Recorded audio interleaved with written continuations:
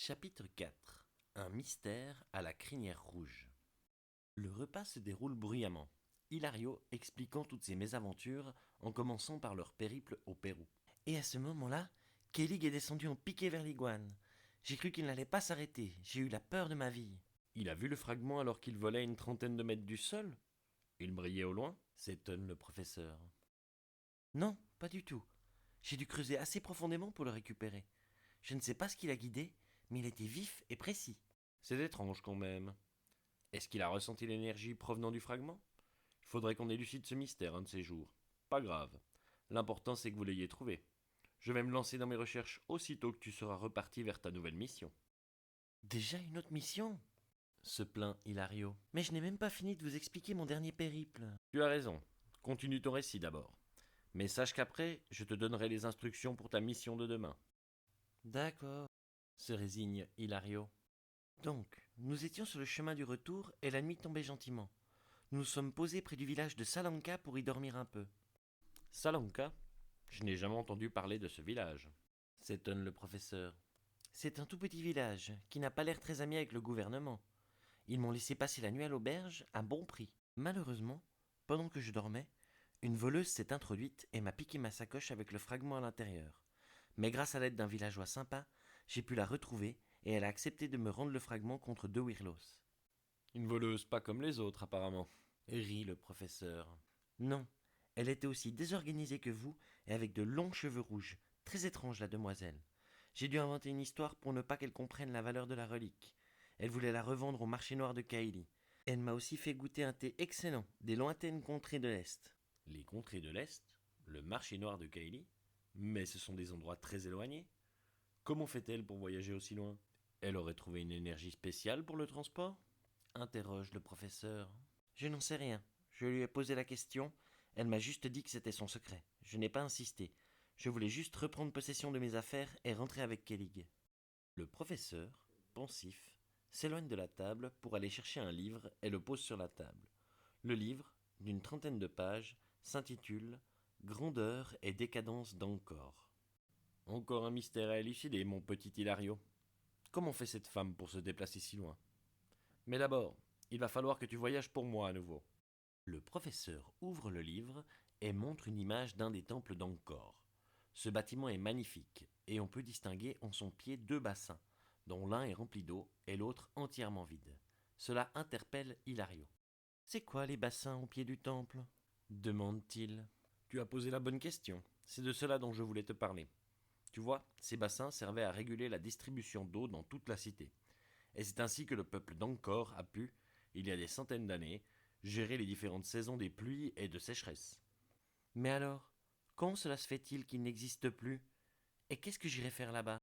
La ville en aval du temple avait plus d'1 million d'habitants à sa plus belle époque. Mais la météo n'est pas une science exacte, et les changements climatiques ont rendu la fréquence des pluies imprévisible. D'inondations en sécheresse, le peuple d'Angkor disparut petit à petit. Ça ne me dit toujours pas pourquoi vous m'envoyez là-bas, professeur. Ne tournez pas autour du pot. S'agace Hilario.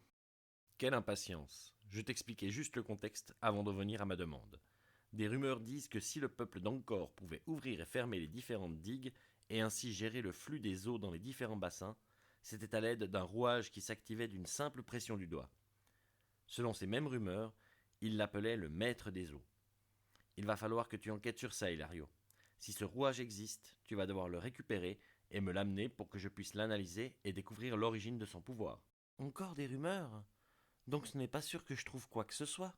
Tu m'as déjà dit ça pour le fragment énergétique, et pourtant, le voilà. S'enthousiasme Pandore en montrant le fragment qui continue de briller. Vous avez raison, professeur, se résigne Hilario.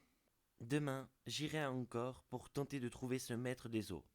Hilario prend quelques restes de repas pour les emmener à Kellig, alors que le professeur s'attelle déjà à mesurer et peser sa nouvelle relique. Quand Hilario revient au laboratoire, Pandore est entouré d'une dizaine de feuilles remplies d'annotations et de schémas. Il laisse le professeur à ses occupations et file dormir pour être en forme pour sa nouvelle mission. La nuit d'Hilario est quelque peu agitée. Il repense à la journée qu'il vient de passer et aux personnes qu'il a rencontrées. Il imagine la tête du professeur s'il n'avait pas retrouvé le fragment une fois volé. Il se tourne dans le lit, se réveille en sursaut, puis cherche à s'endormir à nouveau. Cela devient compliqué avec toutes les pensées négatives qui l'assaillent, mais il finit toutefois par trouver le sommeil alors que le jour va bientôt se lever. Le professeur, quant à lui, est toujours attablé alors que les feuilles s'entassent autour de lui. On arrive à peine à le voir derrière ses colonnes de papier. Il s'agite et n'arrête pas de griffonner. Il en est même à son deuxième crayon cassé depuis le début de la soirée. Le jour se lève et les deux hommes font peine à voir. Les traits tirés, les yeux à peine entr'ouverts, les bâillements sont de plus en plus nombreux. Bonjour professeur, je vois que vous n'avez pas beaucoup dormi non plus, dit Hilario. Bonjour mon petit, je n'ai pas dormi du tout, cette chose m'obsède. Et je ne trouve pas comment elle peut fournir autant de puissance. Cela m'agace profondément, répond le professeur. Vous êtes le meilleur professeur, vous allez trouver la solution bientôt, je ne me fais pas d'inquiétude. Je le souhaite. Prends quelques provisions avec toi avant de te diriger à Angkor, dit le professeur en indiquant l'emplacement sur la carte. Avant de partir, j'oserais vous demander un café demande Hilario. Je sais que je ne suis pas fan de ça, mais je crois que je vais en avoir besoin si je ne veux pas m'endormir sur le dos de Kellig. Le professeur, un peu à contre-cœur, se lève péniblement pour aller mettre de l'eau dans la bouilloire. Ça sera prêt dans 5 minutes. Profites-en pour bien analyser la carte et les images des lieux.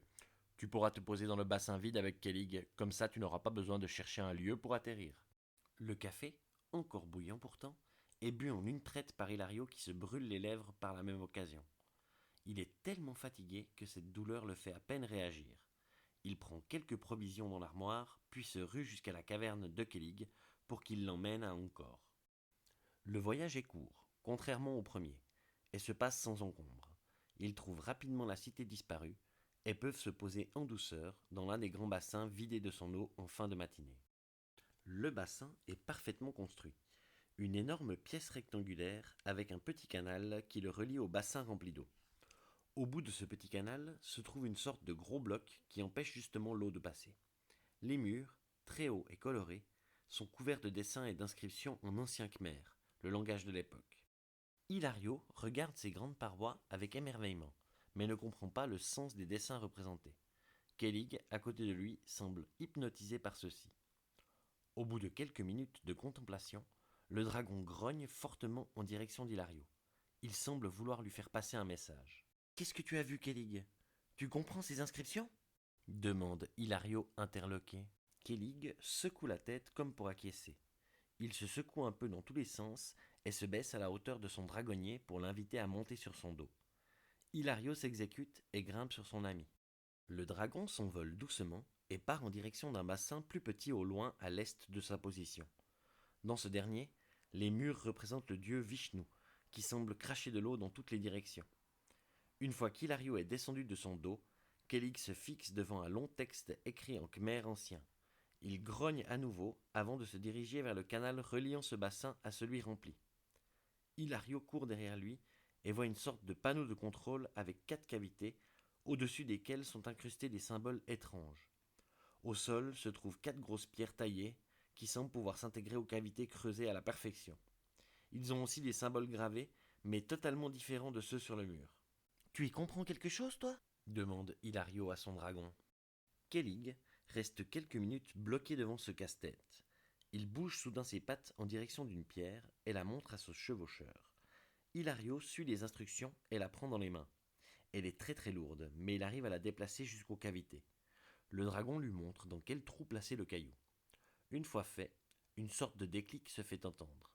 Kellig réitère les indications pour les 3 autres pierres.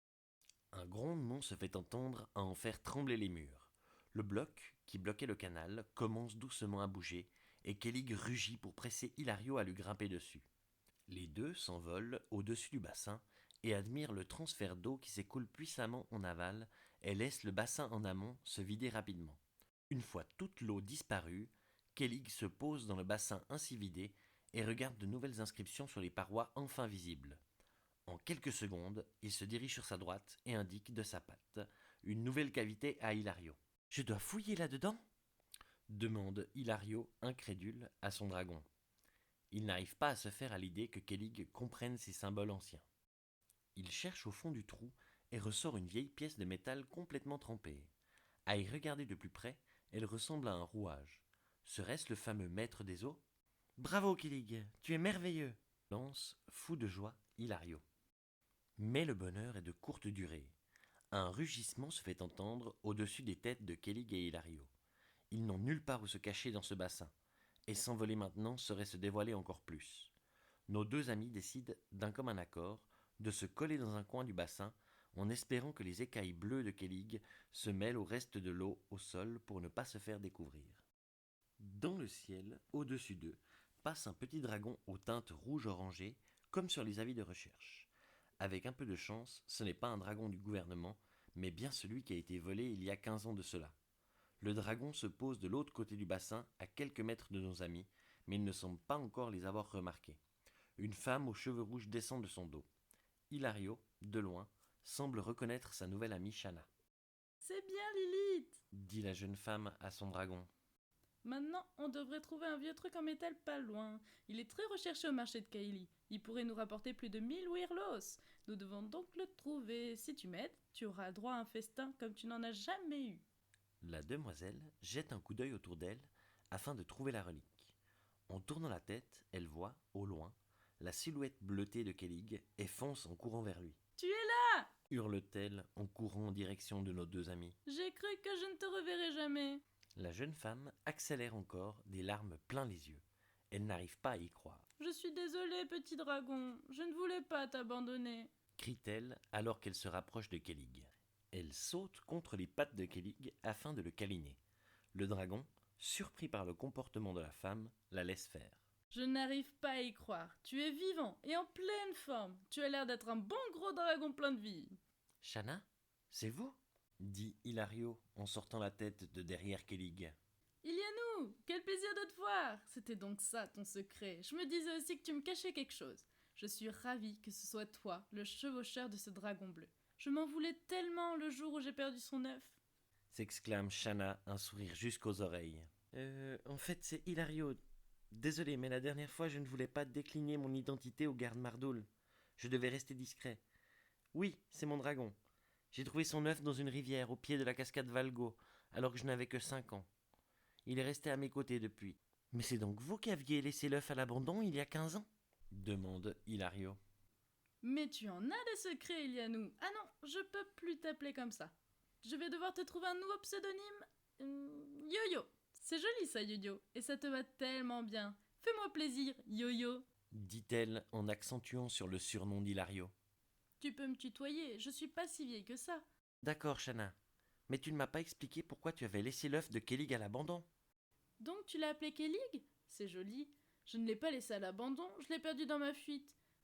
Mais c'est une longue histoire et je te la raconterai une autre fois. Lilith et moi, nous devons trouver une vieille relique ici. Et elle a ressenti la présence de Vanchi et Mévor dans le coin, donc on va pas tarder à décoller. Lilith, c'est votre... ton dragon demande Hilario. Oui, c'est mon bébé à moi. Elle est la plus forte, la plus rapide, la plus maligne de toutes les dragons. Et c'est qui Vanchi et Mévor? Eux, ce sont les pestes du gouvernement. Ils peuvent se fondre dans le décor et passer presque inaperçus. Le gouvernement se sert d'eux pour espionner nos moindres faits et gestes et trouver notre cachette. Alors ne dis rien qui pourrait les aider à nous trouver. Ils ne sont pas loin selon Lilith, et on ne doit pas leur donner de renseignements, sinon le gouvernement enverrait Bahamut détruire notre village. Très bien, je ne dirai rien. Mais tu penses qu'ils nous espionnent en ce moment? Je ne vois personne d'autre que nous ici, s'étonne Hilario. Vanchi peut changer de couleur un peu comme un caméléon, donc il peut se trouver n'importe où. Et Lilith arrive quand même à sentir sa présence, donc oui, il est pas très loin. Heureusement, il n'est pas assez fort ni assez rapide pour nous mettre la main dessus. Ce n'est qu'un espion, c'est tout. Répond Shanna en regardant autour d'elle. Tu m'entends, Mévor? Montre-toi si t'es un homme! Hurle-t-elle en direction du ciel. T'inquiète pas, Yo-Yo, il est trop froussard pour se montrer. Tu sembles bien le connaître. Oui, je me suis beaucoup renseignée sur les dragons du gouvernement et sur leurs différents pouvoirs. C'est le minimum pour pouvoir les contrer en cas de course-poursuite. Il faudrait que tu partages tes recherches avec mon ami, le professeur Pandore. C'est un scientifique hors pair, et il serait ravi d'en savoir plus sur ces dragons. Pandore? Il est vivant? S'exclame Shanna, des larmes venant remplir ses yeux. Mais c'est la journée des excellentes nouvelles! Oui, ça me ferait plaisir de le revoir depuis tout ce temps. Vous vous connaissez? Il ne m'a jamais parlé de toi pourtant, Ça aussi, c'est une longue histoire. dit-elle en séchant ses larmes. Rejoins-moi demain midi au hameau où on s'est vu pour la première fois.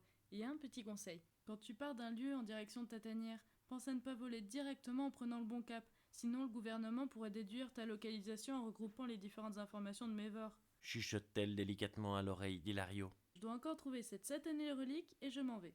Tu parles du rouage du maître des eaux dit Hilario en montrant sa nouvelle trouvaille. Ah, tu l'as déjà trouvé?